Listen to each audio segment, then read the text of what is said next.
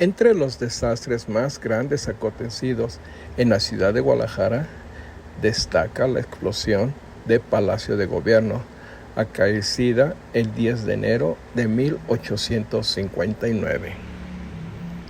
Aquella mañana no fue común. Los tapatíos sufrían los efectos destructivos de la Guerra de Reforma, que había iniciado 2 años atrás. La ciudad se encontraba en poder del bando conservador, quien defendía la posición a sangre y fuego ante los constantes embates del ejército liberal. Los generales Miguel Miramón y Leonardo Márquez efectuaban los preparativos para salir a combatir a sus opositores, mientras que la mayor parte de la población se refugiaba dentro de sus casas. Eran las 10:45 cuando una fuerte explosión sacudió las entrañas de la Perla de Occidente. El estruendo causó alarma generalizada. Las personas pensaron que se trataba de un nuevo intento de los liberales por apoderarse de la ciudad y buscaron refugio en cualquier parte. Algunos testigos señalaron que después de la explosión se observó una enorme nube de humadera que se levantó sobre el palacio, mientras que el humo y el polvo impedían su visibilidad en la plaza de armas y los portales. Un testigo compartió una experiencia en una carta fechada el 11 de enero que fue publicada por el periódico La Sociedad de la Ciudad de México. Yo estaba en el despacho del general Márquez, hablando con él cuando sucedió la desgracia, y de un solo golpe nos encontramos rodeados de muertos y heridos que entre la confusión horrorizaba la gritería y los lamentos. Donde nosotros nos hallábamos, aunque no cayó la pieza, sí se abrieron las puertas y vino abajo todo lo que ella había. Y aunque completamente ciegos del humo y del polvo, tomados de la mano salimos a un corredor al tiempo que se vino abajo. Pero pudimos volver atrás y tomar un balcón, donde permanecimos hasta que se aclaró aquello, para salir sobre los muertos y hombres despedazados. Por su parte, el general Miramón se encontraba en una sala contigua, a donde se encontraba el general Márquez, y abandonó el palacio bajando de uno de los balcones con una cuerda. Al principio todo era confusión. Se desconocía por completo el número de víctimas, y una buena cantidad de individuos llegaron al lugar en busca de noticias respecto a sus familiares. En la ciudad circularon rumores que se hablaba de 300 víctimas y un número indeterminado de heridos. Además, había quien afirmaba que la explosión se debió a una minja que los liberales habían dejado al abandonar la ciudad. Mientras tanto, en la Ciudad de México asistía incertidumbre sobre el estado que guardaba el llamado joven Macabeo, el general Miguel Miramón, por lo que varios periódicos publicaron la siguiente carta, a la que titularon Pormenores sobre la catástrofe de Guadalajara, de la cual transcribo una parte. Como las fuerzas que han estado saliendo en secciones, parece que se preparaba la última del señor Miramón. Con este motivo, se estaban cargando en la puerta del palacio unos carros de parque, sea que haya habido algún descuido o que sean ciertas las especies que vulgarmente circulaban, de que los constitucionalistas dejaron minado el edificio, en caso que hubo a la hora indicada una explosión formidable que azoró de una manera tan horrible a los habitantes de la población. La carta describe la destrucción que sufrió el palacio. Señala que las 4 paredes que dan al exterior no presentaban deterioro. Sin embargo, el interior en su mayoría quedó destruido. Los corredores, las escaleras, las hermosas columnas labradas con racimos de uvas desaparecieron, así como buena parte de la cárcel. El daño se concretó en el lado izquierdo, donde no quedó vestigio alguno. Algunos minutos después del desastre, la población entró en cólera, dado que corrió el rumor de que la explosión fue provocada por los liberales, por lo que pretendían linchar a sus seguidores en la ciudad. Tuvo que intervenir el general Miramón, quien ordenó protegerlos para evitar nuevas desgracias. Por otro lado, los comerciantes de la ciudad armaron a su gente para defender sus intereses. La ciudad vivió un caos, mientras que las puertas del palacio se aglomeraron un buen número de personas que buscaban noticias de sus familiares. Pero lo verdaderamente importante fueron los números de personas que perdieron la vida. Algunas notas periodísticas señalan que en la puerta del palacio había un guardia de más de 40 soldados que murieron a consecuencia de la onda de la explosión.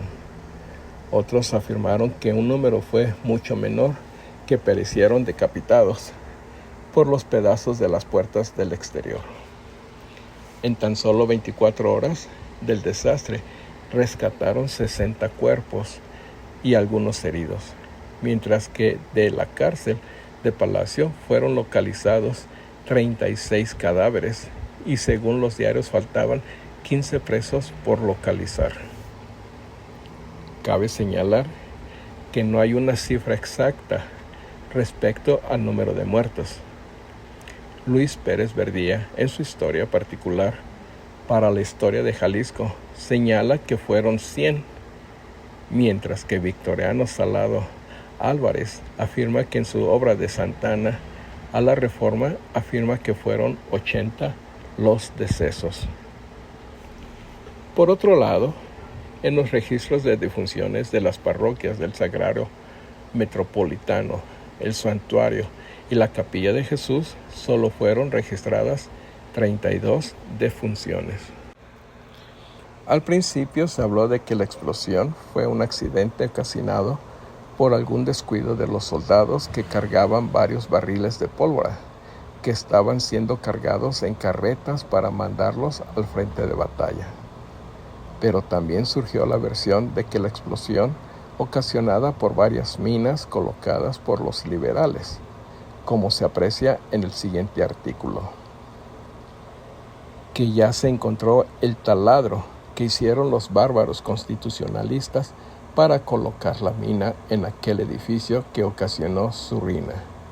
Y ya se apresó a una modista porque ella dio permiso para que por su casa se hiciese el referido taladro, habiéndose puesto ella como tiempo a salvo. Que esta misma mujer ha declarado que bajo de la catedral había otra mina y que debía haber reventado el mismo día que en ese templo se celebraba una función de gracias a la Santísima Virgen de Zapopan y que en efecto se encontró una mecha apagada. El artículo continúa afirmando que se encontraron otras minas en el Palacio del Obispado y en el convento de San Francisco que afortunadamente no detonaron. Además de la mujer, fueron detenidos el licenciado Tagle, Eulogio Rico y Salvador Camarena, a quienes les imputaba el crimen. Cabe señalar que las investigaciones se vieron trancadas porque a los pocos días la ciudad cayó ante los embates del ejército liberal.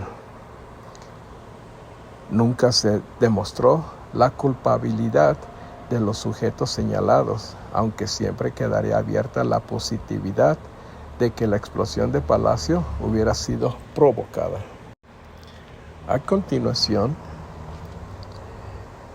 se encuentra la lista de difuntos registrados por la explosión del Palacio. Voy a decir el nombre, la edad y en qué cementerio fueron enterrados. Luis Romero, 21, Panteón de Guadalupe. Domingo Vicente, 36, Panteón de Guadalupe. Joaquín Orellana, 42, Panteón de Guadalupe. Ignacio Pérez de León, 35, Panteón de Belén. Ramón Alonso, 25, Panteón Guadalupe. Gabriel González, 23, Panteón de Belén. Cornelio Romero, 37, Panteón de Guadalupe. Juan Bobadilla, 19, Panteón de Belén. Francisco Mora, 24, Panteón de Guadalupe. Mariano Nogueras, Panteón de Guadalupe. Capitán Zenobio Sánchez, 24, Panteón de Guadalupe. Adrián Alonso, 21, Panteón de Belén. Capitán Victoriano Bosque, 26, Panteón de Los Ángeles. Severo Gutiérrez, 20, Panteón de Belén. Alférez Cervarino, 20, Panteón de Belén. Tirso de Oro, 53, Panteón de Belén. Manuel Anaya, 34, Panteón de Belén. Antonio Escoto, 52, Panteón de Los Ángeles. Teniente Coronel Justo González, 40, Panteón de Los Ángeles. Capitán Justino Rodríguez, Panteón de Guadalupe. Esteban Murillo, 45, Panteón de Guadalupe. Ramón Morales, 27, Panteón de Belén. Progedis Rodríguez, 20, Panteón de Belén. Pedro Anaya, 25, Panteón de Santa Paula. Gertrudes Ortiz, 25, Panteón de Santa Paula. Martín Tobar, 34, Panteón de Belén. Rafael Ramírez, 60, Panteón de Belén. Maximino Sánchez, 36, Panteón de Belén. Rosalío García, 34, Panteón de Belén. Esteban Hernández, 16, Panteón de Belén. José María Martín, Panteón de Belén. Y por último, Romualdo Gondora, 60, Panteón de Belén. Como nota, recuerden que en aquellos tiempos el Panteón de Guadalupe existía en lo que hoy es el Mercado Corona. El Panteón de Los Ángeles existía donde está la central camionera vieja. Y el Panteón de Santa Paula o el Panteón de Belén es donde ustedes ya saben, donde está por la calle Belén, junto a los Hospital Civil. Muchas gracias, espero que les haya gustado.